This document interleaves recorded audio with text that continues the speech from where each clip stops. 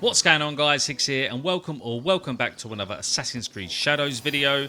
And today the update 1.0.7 has dropped, and with it brings some new gear that you're able to get from the store, and the main thing is new game plus. And I just wanted to go over this really quickly because whilst the new gear is really great, you do have to buy it, unfortunately, until it comes around in the Animus for us to earn. But as always, if you find yourself enjoying the video, hit that like button. And if you are new here, hit that subscribe button as well for more Assassin's Creed Shadows content. Firstly, I just want to say, when you start the game, you're going to be able to select New Game Plus. When you do select it, it's going to take you to the load screen. What I did was create a duplicate of my last saved game, and then I just loaded into that. And then what that means is I was able to keep all my latest progression, like my level 60, all of my knowledge points and everything else. And then it just loaded me straight into the hideout because I skipped the prologue. I really don't think you need to do it. I mean, you do what you want to do, but you don't really gain much from it. I just think you're going to save yourself a good few hours by skipping it. You're going to come straight into here. But as we can see by the map, you literally are starting afresh. But the only thing is, you're going to keep absolutely everything you've worked hard in terms of abilities and all of your knowledge ranks. And in terms of your knowledge ranks, we've obviously got a few new tiers here. Up the top, we've got damage with consecutive hits. We've got damage on next hit after kill. We've got damage on next hit after ability. We've got damage on next hit after dodge. And we've got damage on next hit after hitting with a tool. These can all go up to 30 levels. So if we take this one here, the damage on next hit after hitting with a tool, that increases the damage on next hit after hitting an enemy with a tool by 2.4%.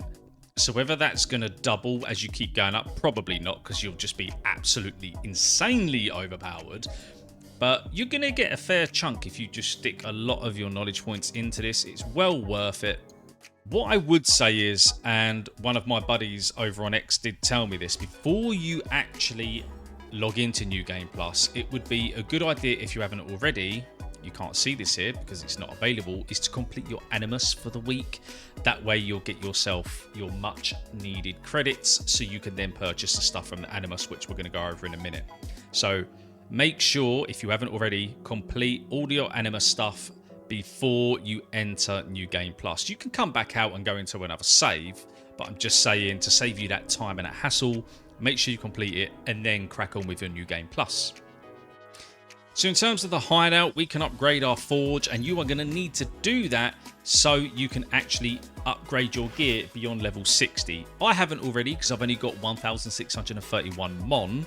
You actually need 6,000. So if I exit this here, you can just press triangle on PlayStation and you can go into building or improving your hideout. So if we click on the forge and we go to upgrade, as you can see, this is what the cost of it is to get it to level 4. I've got everything barring, oh, it's 4,690 Mon, not 6,000, sorry. So once you do that and you level up, you'll be able to get your gear above 60. And just going back to your knowledge points, the good or the great thing about Ubisoft letting us keep all of our knowledge ranks so far is where you're going to be playing New Game Plus, you're going to be running around and doing the coffins, the shrines and all the other stuff and collecting all of them knowledge points again. So you're going to have more than enough to be able to stick them into your mastery and your knowledge rank. You should be pretty OP by the time you're probably halfway or 3/4 of a way through New Game Plus. So in terms of the Animus, we're going to go in right now and just have a look at the new project. So we got the Nemesis project, and I didn't actually think this was dropping today, but it is. We've got the new gear, the Mark of Control helmet. As we can see, it comes with posture attacks have a plus 20% chance to hit twice. Not a bad perk at all. And once you unlock this, you can actually use that engraving for everything else. We've got a cute little Akita puppy if you're into your dogs. Fantastic, there you go.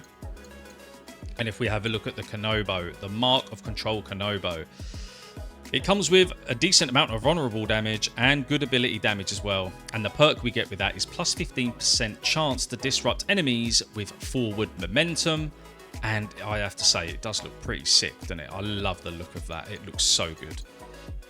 The amulet we get is the Talisman of Control. That comes with 35% critical damage, and the perk is still plus 25% increased damage on Animus anomalies. So that's going to be for our weekly Animus missions. Not too bad. That's got its uses, I suppose, so we can't complain too much. And then we've got the Marker Control armor. This comes with a decent amount of vulnerable and crit damage, and the perk is received hits have a 15% chance to phase through. So yeah, there we go. That's a pretty nice outfit. I can't wait to unlock that. It looked pretty good in the actual trailer that we saw. If we come out of this and we go into the store, my pet hate, because the gear looks so good. I am going to be going through the video of it. Ubisoft were kind enough to send me over some asset details, which thank you very much. But here is the gear. This is the Sun and Moon Dual Pack. It's going to cost you a nice 2,300 Helix credits, or you can wait until it's in rotation and earn it through doing the anomaly missions. So first up, we've got the incandescent sun robes. Looks really cool. It's got damage with tools at 15% and vulnerable damage at 30%. The perk it comes with is impact reduction for 2 seconds when damaged. Then we've got the incandescent sun crown, which is the headgear. We've got a decent amount of adrenaline gain, and the perk is plus 35% days build up on next hit after being damaged. So this set is all about you taking damage, then being a bit OP after. Not my favourite, but it's got its uses. You're going to be taking a lot of damage in New Game Plus anyway. Then we've got Yasuke's Moonlight Crescent Mask. Decent amount of adrenaline gain again, and the perk is blocking drains 2.5% adrenaline per 50 seconds, but negates block reactions. That's going to have its uses.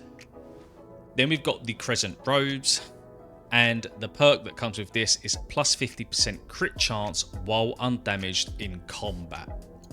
Then we've got Yasuke's legendary long katana, the Nightfall Haze. This is all about the days build up with a 17% days build up, and the perk is 100% days build up with critical hits. And then we've got Naoe's Sunburst Katana. The perk with this is create a shockwave that makes enemies vulnerable on execution. I love the sound of that.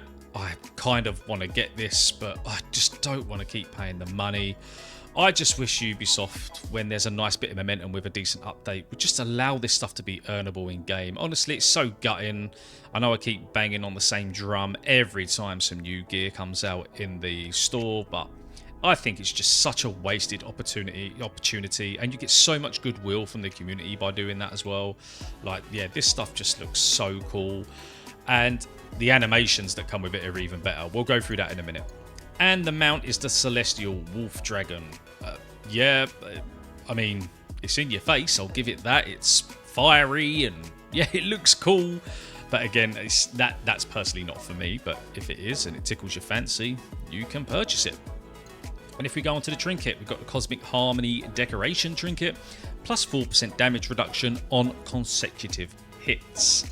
And this one is the same perk, but instead of having, vulnerable damage and adrenaline gain, you've got crit chance and crit damage. So Yasuke is going to be geared towards crit damage. And as I haven't gone over the exchange this week, we're just going to have a real quick look at this. You've got just under 2 days for this. The Yasuke's legendary Naginata is the Ornate Bone Naginata. This comes with a decent perk of restore 8% health on hitting poison enemies, and it's a poison Naginata. You've then got the Kabuto of the Undead Helmet. Instantly charge posture attacks when poisoned. Yeah. Dragon's Roar Light Armor. I've already got this one. This is a tool bleed up build set, and the perk is plus 3% chance to instantly kill with posture attacks. And underneath you've got the Kayan mount, which looks kind of cool. And for your ally outfit, you've got the Katsuhime Kane outfit, and you've got the Sukuryu Tapestry decorative item. But in terms of the Sun and Moon gear, this is Yasuke at night, and it just looks so cool, doesn't it?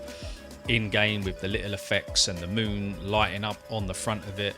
It's just, for me, it's so hard not to buy it. And I'm just being honest with you guys. I'm not a shill, I'm just weak. I just want all the gear that looks cool, but I just want to be able to earn it in game. But I have to say, I do like that.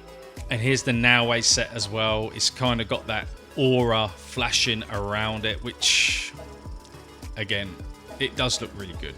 It looks good. That's the main thing, I suppose, but that's what they're trying to do. Make it look good so we buy it.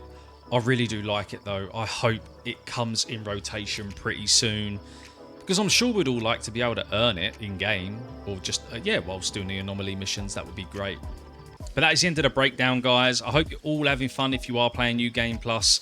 I am so far. I think it's a decent challenge. I've just got to make sure I get the mod required to level up the Forge so we can get to level 80. And don't forget, redo the castles, because you're going to get the gold material, which will instantly level you up to 80. So it's definitely going to be worth replaying them. They've made it so that you're going to want to replay them. But that is the end of the video, guys. If you have enjoyed it, hit the like button. And if you haven't already, hit that subscribe button as well for more Assassin's Creed content and Assassin's Creed content in the future. But as always, take care, and I'll see you in the next video.